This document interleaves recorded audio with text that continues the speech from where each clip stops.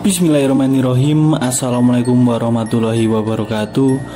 Berjumpa kembali di channel Isal Abrar Misteri dalam kisah nyata misteri. Dalam video kali ini saya akan mengangkat cerita turun-temurun. Ada sebagian orang yang mengatakan cerita ini sebagai urban legend. Kisah nyata ini dikisahkan langsung oleh kakek saya. Sebut saja nama kakek saya ini sebagai Mbah Mulyo. Tentu ini hanya nama samaran. Bagaimana jalan ceritanya? Pokoknya jangan kemana-mana, tetap di channel Isal Abrar Misteri.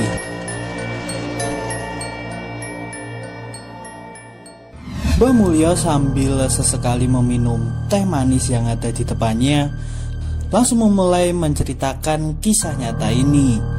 Latar belakang waktu kira-kira di era tahun 1950. Kala itu Mbah Mulyo masih berumur 10 tahun. Kisah ini terjadi di pinggiran kota Yogyakarta. Di era itu perkampungan Mbah Mulyo masih sangat sepi. Dan satu kampung hanya ada beberapa rumah saja. Dana listrik belum ada, sehingga kalau pada malam hari suasana begitu gelap dan sangat mencekam. Mbah Mulyo mengisahkan, saat itu pas malam 1 Suro, suasana begitu sunyi dan mencekam, diiringi dengan suara burung hantu dan longlongan anjing, menjadikan suasana begitu di puncak mencekam dan sangat menakutkan. Mbah Mulyo menggambarkan kalau di pojok kampung ada pohon randu yang sangat besar, dan semua orang kampung tahu kalau di pohon randu itu dihuni oleh sesosok makhluk halus berwujudkan wewe gombel. Wewe gombel ini mempunyai kebiasaan di setiap tahunnya selalu menculik anak kecil untuk dijadikan tumbal. Jadi apabila di setiap malam suro ada anak kecil yang masih bermain di luar rumah tanpa pengawasan dari orang tuanya, akan bisa dipastikan anak kecil tersebut akan diculik oleh sosok wewe gombel tersebut. Tiba-tiba Mbah Mulyo menarik nafas panjang. Terlihat di wajah beliau masih tersisa rasa trauma yang begitu mendalam, karena kisah ini benar-benar kisah nyata yang begitu membekas dalam ingatan Mbah Mulyo. Mbah Mulyo menggambarkan, pada waktu itu pas malam 1 Suro, suara longlongan anjing tiba-tiba terdengar dengan sangat keras dan sahut-sahutannya, menjadikan suasana begitu mencekam. Sayup-sayup dari jauh terdengar suara angin yang bergemuruh. Suara gemuruh angin ini semakin lama semakin terdengar dengan keras, diiringi dengan bau amis dan apek yang sangat menyengat.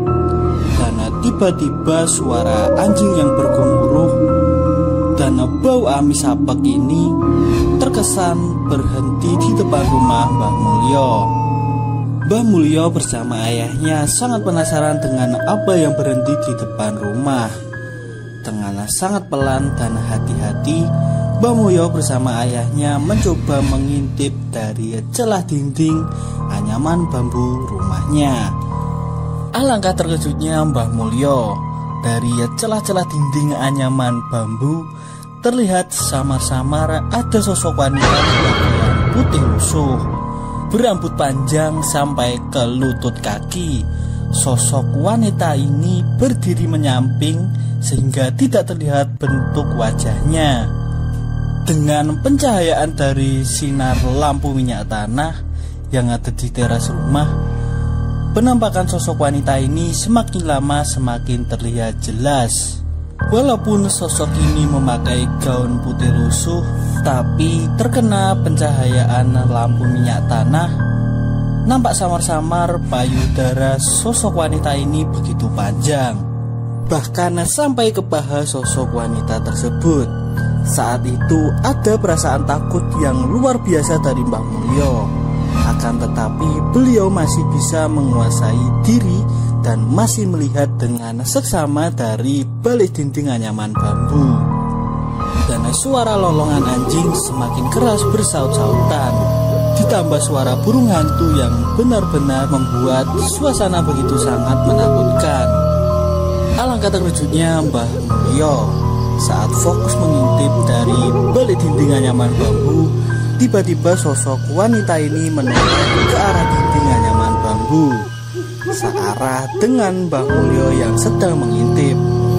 Seketika terlihat sosok wanita ini, wajahnya hitam dan matanya sangat besar berwarna merah menyala. Saat itulah Mbah Mulyo nyalinya langsung ciut dan beliau langsung lari masuk kamar dan menutup wajahnya dengan bantal. Saat Mbah Mulyo ada di dalam kamar, terdengar lagi suara angin besar yang bergemuruh, disertai bau amis dan apek yang sangat menyengat. Terdengar suara angin tersebut mulai bergerak menjauh ke arah selatan. Semakin lama suara angin tersebut semakin menjauh, diiringi dengan bau amis dan apek yang semakin berkurang. Seolah bau amis tersebut mengikuti kemana arah suara angin tersebut bergerak. Mbah Mulyo menggambarkan kalau di selatan rumahnya itu ada rumah tetangga yang bernama Pak Bejo. Tentu ini hanya nama samaran. Dan kalau didengarkan dengan seksama, suara angin tersebut berhenti di depan rumahnya Pak Bejo. Seketika suara gemuruh angin berhenti di depan rumah Pak Bejo. Tiba-tiba suara angin itu tidak terdengar lagi. Hanya suara lolongan anjing yang semakin keras dan bersaut-sautan. Lalu tiba-tiba terdengar jeritan anak kecil yang sangat keras. Lalu diikuti suara cekikikan wanita yang sangat menyeramkan. Disusul suara gemuruh angin yang sangat besar. Dan kalau didengarkan secara seksama, suara gemuruh angin itu bergerak menjauh dan menuju pojok kampung ke arah pohon, di mana itu tempat tinggal si sosok wewe gombel tersebut. Mbah Mulyo segera menanyakan fenomena ini kepada ayahnya, dan ayah dari Mbah Mulyo menjelaskan kemungkinan besar anak Pak Bejo diculik wewe gombel. Saat Mbah Mulyo sedang bincang-bincang dengan ayahnya, tiba-tiba terdengar suara tapak kaki berlari dengan sangat cepat. Suara tapak kaki itu semakin lama semakin mendekat ke arah rumah Mbah Mulyo, dan suara kaki itu berhenti di depan rumah. Lalu terdengar pintu diketuk dengan sangat keras, seolah-olah yang mengetuk pintu tersebut sangat terburu-buru dan ketakutan. Saat pintu dibuka, terlihatlah Pak Bejo sedang berlari di depan pintu. Dari wajahnya terlihat Pak Bejo sangat ketakutan. Beliau menjelaskan kalau anaknya baru saja diculik oleh sosok wewe gombel. Melihat situasi ini, ayah dari Mbah Mulyo segera memukul kentongan sebagai tanda bahaya agar bapak-bapak dan pemuda segera berkumpul. Lalu terdengarlah suara kentongan yang sangat keras. Dengan waktu yang sangat singkat, berkumpullah bapak-bapak dan juga pemuda. Mbah Mulyo menggambarkan yang berkumpul saat itu ada sekitar 20 orang. Dan salah satu dari warga ini ada yang bernama Mbah Deksono. Beliau adalah sosok praktisi supranatural yang biasa diminta bantuan untuk menangani gangguan-gangguan yang bersifat supranatural. Mbah Deksono menjelaskan kalau anak Pak Bejo ini memang diculik sosok wewe gombel. Beliau juga menjelaskan kalau untuk mengalahkan dan merebut kembali anak Pak Bejo itu sangatlah sulit. Jalan satu-satunya hanya dengan ritual tertentu yang diiringi dengan musik jatilan. Dengan jalan ini insya Allah anak Pak Bejo bisa direbut kembali. Mbah Deksono segera menyuruh para pemuda untuk menyiapkan alat musik jatilan dan juga menyiapkan kembang dan kemenyan. Setelah semuanya siap, Mbah Deksono memerintahkan ke semua orang untuk segera menuju pohon randu di pojok kampung. Dengan dipimpin Mbah Deksono, bergeraklah rombongan ke arah pohon randu tersebut. Singkat cerita, Mbah Deksono bersama rombongan sampai di bawah pohon randu. Mbah Deksono membagi rombongan menjadi 2 kelompok.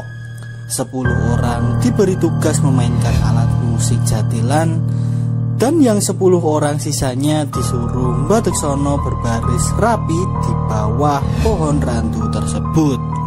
Dengan diawali menabur kembang mawar di bawah pohon randu, Mbah Deksono memulai ritualnya.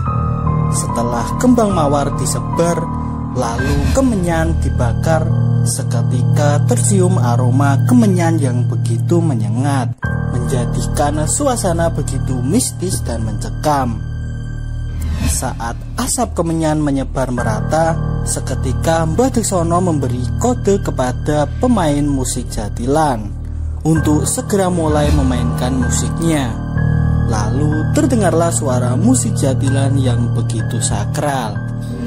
Setelah musik dimainkan, Mbah Deksono memberi kode ke rombongan satunya yang di bawah pohon untuk berjalan memutari pohon randu tersebut sambil membaca mantra-mantra khusus yang sudah diajarkan Mbah Deksono. Suasana begitu sakral dan mistis. Alunan musik jatilan Jawa diiringi langkah-langkah kaki yang memutari pohon randu, dan suara-suara mantra yang terucap dan dibarengi dengan aroma kemenyan yang sangat menyengat membuat suasana benar-benar di puncak menakutkan. Musik jatilan Jawa terus dimainkan. Tiba-tiba di bawah pohon randu ada asap tipis putih yang semakin lama asap putih itu semakin tebal. Dan di saat semakin tebal, berubahlah asap putih itu menjadi sosok Wewe Gombel. Terlihat sosok Wewe Gombel ini sangat marah. Dari sorot matanya yang tajam dan berwarna merah menyala, menatap ke semua orang dengan sangat tajam. Terlihat Wewe Gombel ini menjepit anaknya Pak Bejo di ketiaknya. Melihat fenomena ini, Mbah Deksono segera memberikan kode agar pemain musik lebih keras lagi memainkan musiknya. Kemenyan terus dibakar.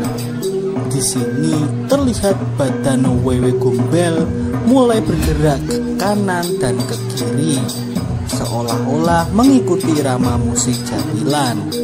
Suara musik jatilan semakin terdengar sangat sakral. Sosok Wewe Gombel itu seakan-akan sudah terlena dan mulai menari-nari mengikuti alunan musik jatilan.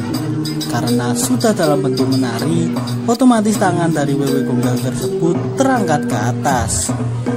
Karena tangan sudah keangkat ke atas, otomatis anak Pak Bejo lepas dari jepitan Wewe Gombel. Melihat fenomena ini, Mbah Deksono memberi kode agar musik lebih keras lagi dimainkan. Ini membuat Wewe Gombel semakin terlena dalam tariannya. Posisi anak Pak Bejo sudah lepas dari jepitan sosok Wewe Gombel dan terjatuh ke tanah. Mbah Deksono memberi kode kepada Pak Bejo untuk mengambil anaknya dan lari dengan sekencang-kencangnya menjauh dari sosok Wewe Gombel tersebut. Segera Pak Bejo mengambil anaknya dan lari dengan sangat cepat. Musik jatilan Jawa terus dimainkan, diiringi dengan mantra-mantra khusus oleh sebagian rombongan yang berjalan memutari pohon randu tersebut.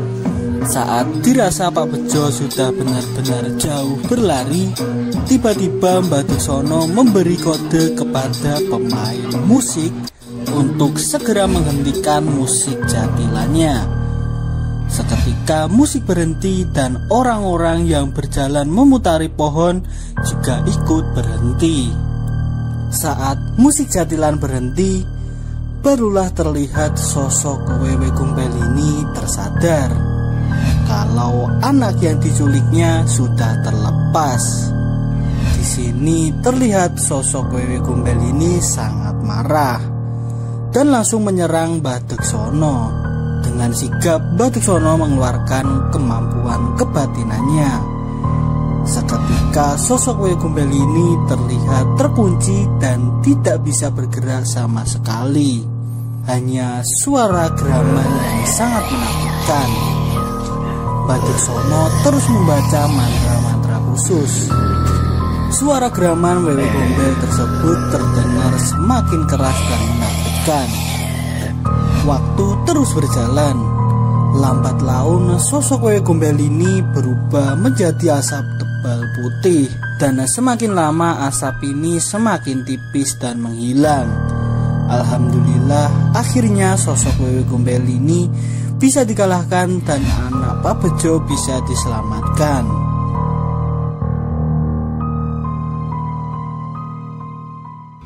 Beginilah kisah nyata misteri kali ini. Dari hati yang terdalam saya mengucapkan banyak terima kasih kepada teman-teman semua yang sudah menonton video kali ini. Tak lupa saya sangat membutuhkan dukungan dari teman-teman dengan bentuk like, komen, dan subscribe agar channel ini bisa berkembang. Dan saya juga memohon maaf apabila ada kata-kata yang kurang berkenan di hati teman-teman semua. Dari saya cukupkan sekian. Wabillahi taufiq wal hidayah. Wassalamualaikum warahmatullahi wabarakatuh.